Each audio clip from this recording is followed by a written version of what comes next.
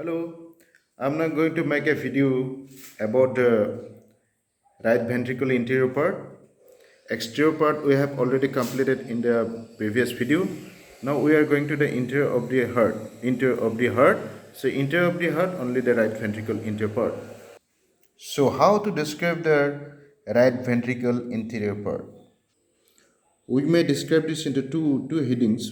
First of all, inflow tract, through which the blood coming to the right ventricle. That means it's coming, the blood is coming to the right ventricle from the atrioventricular orifice, from the through the atrioventricular orifice to from right atrium.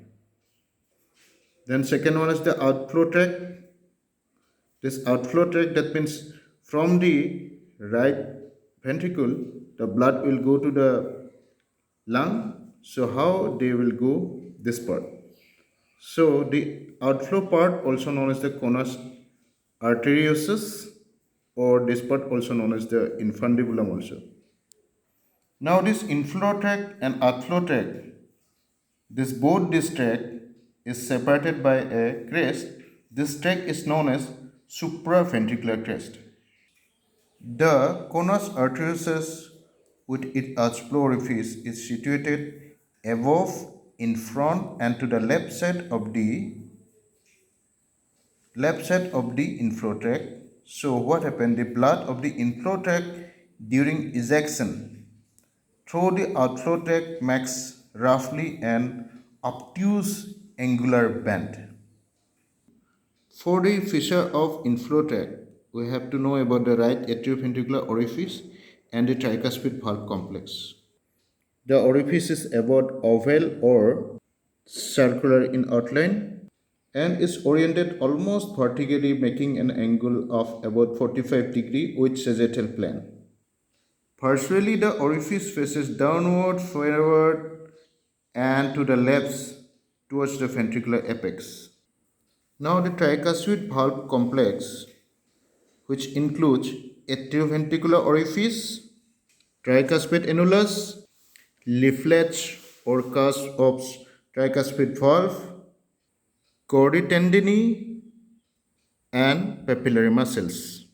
So, in this picture, this is the right atrioventricular orifice with tricuspid valve, and for orientation in this area, this one is the pulmonary trunk, this one pulmonary trunk, okay, with each valve, okay. This is pulmonary orifice with pulmonary with semilunar cusps. This from this wall there is muscles. These muscles are known as the papillary muscles, and from this part there are some small things coming this way. There are the muscles, anteropapillary muscles, three anteropapillary muscles. This one is inferior papillary muscles, and this one is known as the anterior papillary muscles. And in this area, one thing's important things present like this way: septomarginal trabeculae. Okay, and here I have already told this one things like this way. Small things, they will goes. These are known as chordae tendineae.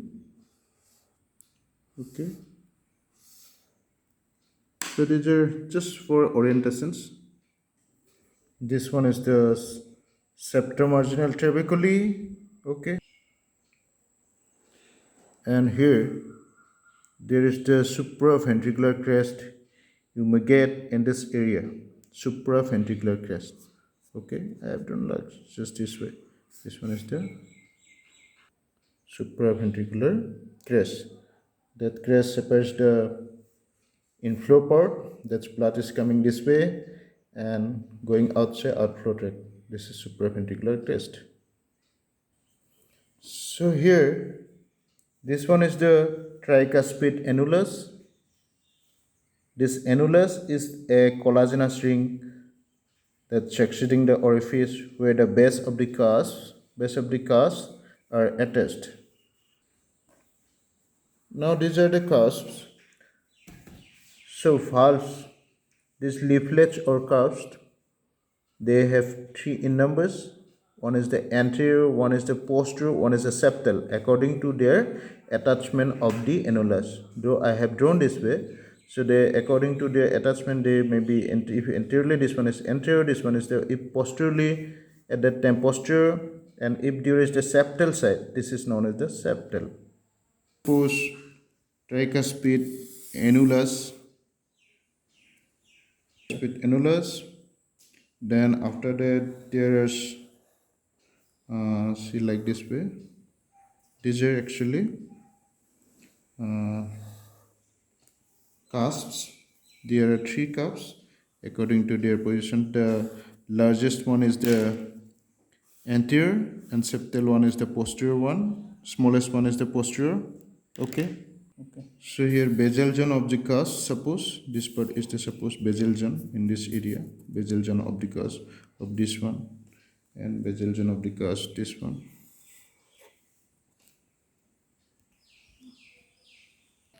This one is clear zone. Three zone, it contains three zones. This part is the basal zone, then clear zone, then rough zone. Okay. This one is the clear zone. Okay. These are rough zone. Okay. These are rough zone. So these are basal zone, clear zone, and rough zone. Different parts of the cusps. So anterior, suppose this one is anterior leaflet, anterior. This one suppose septal, and this one suppose posterior. Okay. So in this part is known as the commissure in between these two leaflet. This is known as the, suppose this one posterior, this one septal, that means this will be known as the postero septal commissure. Okay. This one antero septal commissure. Then in between the anterior and posterior, again there will be the tricuspid. If this one is the tricuspid, definitely there will be the commissure again in between the posterior and anterior. This will be known as the anterior posterior commissure. Now these are ventricular wall. Suppose this one suppose ventricular wall. This one suppose papillary muscle. Okay, papillary muscles. Two papillary muscles, and here suppose again ventricular wall.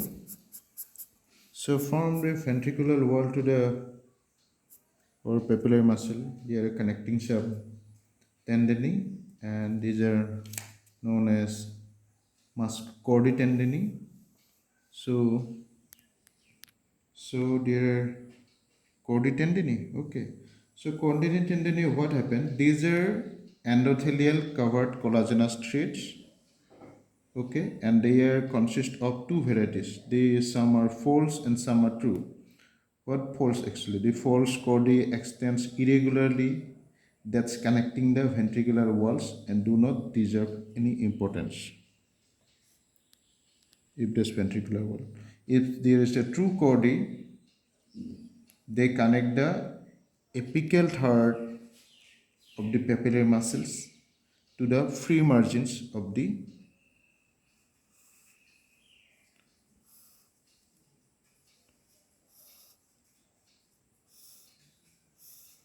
free margins of the ventricular surface of tricuspid valve. It should be the ventricular surface of the tricuspid valve. Okay. The complex of the left ventricle, only there will be the ventricular, definitely. This one is known as the material valve. No. Only they can help in valve closure during systole. So what happened? Because of that, they prevent the turning of the leaflet towards the atrium. Okay. So these are chordae tendinae. They are actually six in types. So they are commissarial type. Commissarial means what? They are the commissary in this area. Commissarial, no. So that's why they are attached to the indentation part and the margins of the adjacent leaflets. Suppose this one is going, then this one will be the commissarial, and also it's cleft chord, cleft, and second one is the cleft. So this cleft one also, what happened, they are also attached to the indentation. These are the indentation, no? So indentation area, this one is commissarial, this one is the cleft. So these two type, and one is the free chordae. They are attached to the margins of the valve by dividing into branches. Just suppose this one is the free chordae. Okay, free margins. And there are also rab zone chordae also present. They have three strands. This one is the rab zone, suppose. Okay. So it three strands. One is attached to the free margin. One is attached to the junction of the rough and clear zones, and other ones to the rough zone midway between the former two. Okay. So they will attach. This one is the rough. And deep chordae. Fifth one is the deep chordae, which extend deep to the free margins. Suppose this one is the deep, it will attach to junction between rough and clear zone in this area. This is the deep chordae. And one is the basal chordae. If this one is the basal chordae, they will extend to the ventricular wall to the basal zone. This is the basal chordae. Okay. These are the six types of chordae tendinae. One is the commissarial, cleft, premarginal, rough zone, deep, and basal. These are the six types. Now, papillary muscles are conical muscle projection, usually two in numbers. One is anteriorly, one is the posteriorly. Okay. The base of the anteropapillary muscle attaches directly to the sternocostal surface, which is close to the septal wall. And septomarginal trabeculae usually extend from it. Okay. Suppose this one is the anterior and this one is the suppose posterior. The posterior papillary muscle, what happened? This part commonly attached to the inferior wall of the ventricle, and its apical third of the papillary muscle provides the attachment to the chordae tendinae here, and which encode the tricuspid complex. Okay. Then second thing is the trabeculae.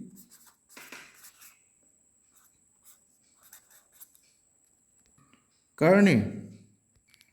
So what happened? This trabeculae carneae, they are actually inflow tract, and inflow tract already I have told rough. So it consists of ridges, bridges, and papillary muscle. Ridges are actually numerous linear elevation. Okay, out of this, only the supraventricular crest I have already mentioned, which divided this inflow and outflow tract.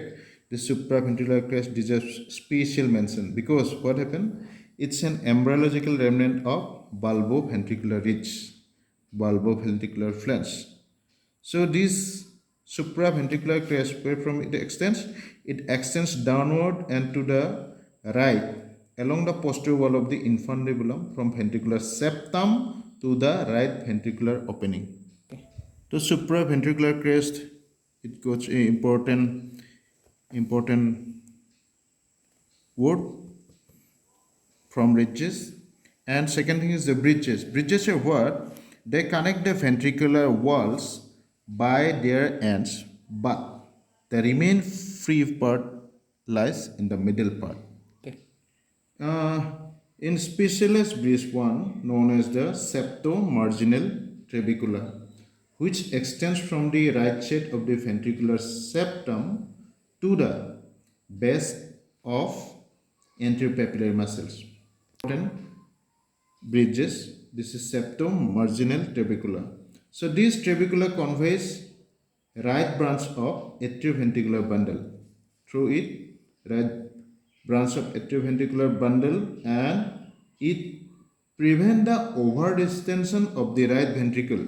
Hence, this trabecula sometimes known as the moderator band. Moderator band. Now inflow part complete. Now outflow part. What will you get? Conus arteriosus, I told conus arteriosus infundibulum of the outflow tract is the conical.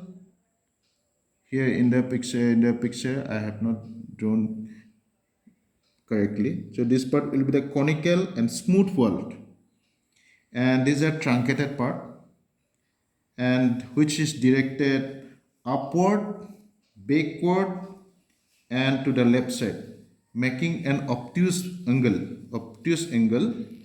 with the inflow tract. Okay, I have already mentioned. This apex of the infundibulum presents one orifice. This is pulmonary orifice, which is circular and guarded by three semicircular cusps, in front two and one lies behind. So what happened? These cusps attach to the fibrous scallop actually of the orifice by convex margin of them. So what happened? Free margins of the cusps project into the pulmonary trunk, this side. So presents some fibrous nodule at its center, and with two thin lunuli of each side of the nodule. So this part, what is nodule, what is lunule, you have to know. Now each cups is formed by what? They are formed by reduplication of the endocardium, which contains lamina fibrosa also, which extend from the nodule to the scallop. Okay, so these cusp commissures are located at the summits of the scallops. So this part you have to learn. So above each cusp, pulmonary trunk presents a dilatation in this area, and they are known as the pulmonary sinus, which heal during the diastole and helps apposition of the margins of the cusp. They are triiradiate lines. Okay, triangular in outlines. So what we can see here from this part, the roughness of the trabeculae carneae, they what happen, they slows the inflow blood during diastole, and smooth wall of the conus arteriosus, they increases the velocity during ejection phase of the systole. Okay, this is the original specimen of heart. How to hold I have already mentioned you in another video. Now this is the cut portion. Come.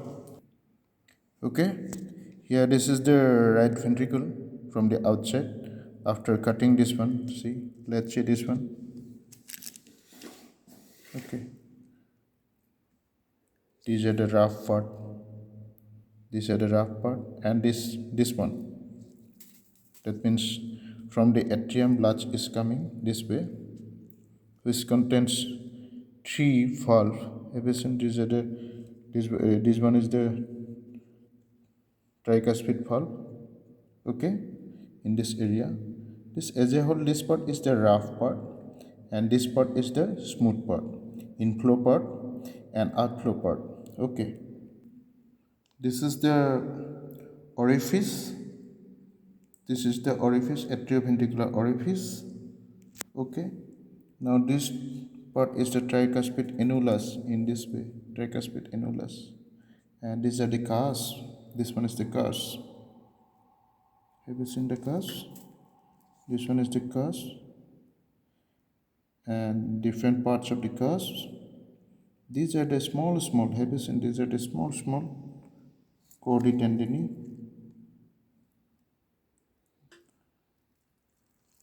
Have you seen? Have you seen these are chordae, these are chordae tendinae, and this one are the papillary muscle. These are the papillary muscles. These are the papillary muscles. So this one papillary muscles. Okay. So when we say about the trabeculae carneae, we have to say ridges. That means these are the ridges. in the ventricular wall. These are the ridges and bridges. That means middle have to be free. Bridges, okay, mid bridges. These are the bridges and the papillary muscle. Okay, papillary muscles. These are the papillary muscle. Okay. Above the ridges, this one supraventricular crest. So this crest actually divided into rough and smooth part. From this rough part and the outflow part is the smooth part. In this area, this one is the hypocene. This is a pretty smooth part in this area. So this one is the supraventricular crest. So this way, we'll get the supraventricular crest. Okay. So this supraventricular crest that extends downward, okay, and to the right, this way they have to come downwards, and to the right this way. And what happened along the posterior wall of the infundibulum from the ventricular septum? Yes, this is ventricular septum, definitely you know. Ventricular septum to the right atrioventricular orifice. Okay, have you seen this one? Okay, so this one is the supraventricular crest.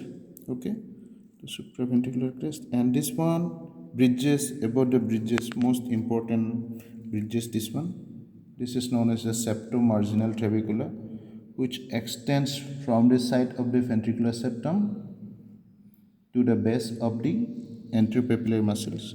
Here in this way, there was the anteropapillary muscles.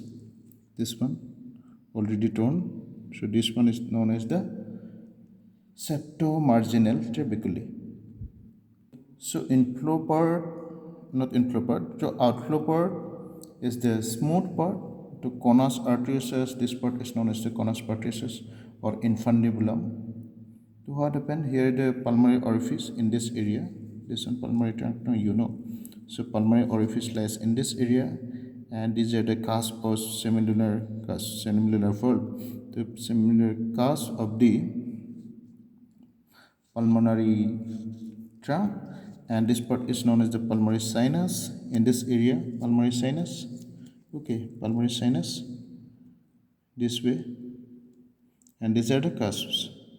So I have already mentioned how they look like. Okay, so these are the inflow part, and these are the outflow part of the entire right ventricles, and this part is the dividing part, supraventricular crest. So these are what happened all about the right ventricle. So left ventricle also almost same. So I think you have understand, you can identify all these different parts of the ventricles, and in previous video I have already uploaded about the atrium also. So if you don't know anything, if you anything want to ask, please comment me.